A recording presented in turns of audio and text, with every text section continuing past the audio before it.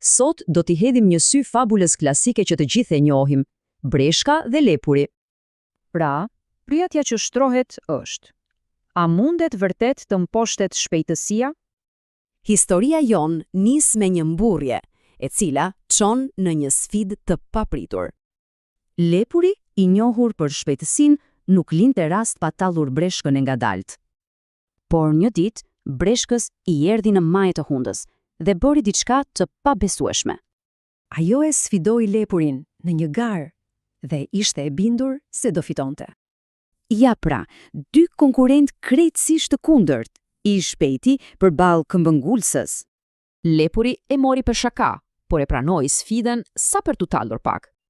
Dhe kështu, gara fillon, të gjithë janë në vijën e nisjes. Me pistën e caktuar, gara e çuditshme më në fund filloi. Ze bum, Lepuri u zhduk nga pamja, siç e prisnim të gjithë. Po Breshka, ajo thjesht filloi të ecte, ngadalë, por pa u ndalur për asnjë çast. Po, vetbesimi i tepërt i Lepurit do t'i kushtonte shtrenjtë, shumë shtrenjtë. Ktheu kokën pas, asnjë shenjë nga Breshka. Fitoria ishte sigurt, mendoi ai. Mendoi se kishte aq shumë kohë sa mund të bënte edhe një sy gjumë rehat. Kështu që, i sigurt në vetvete, u shtrinën një pemë dhe e zuri gjumi. Por ja ku vjen pjesa interesante. Çfarë po bënte Breshka gjatë gjithë kësaj kohe? Breshka thjesht vazhdonte rrugën, hap pas hapi, pa u ankuar, pa u ndalur. Dhe ja tek e shohim, duke kaluar Lepurin që flinte gëritës. Koha kalon dhe Lepuri zgjohet i tmeruar, e kuptoi menjëherë gabimin fatal.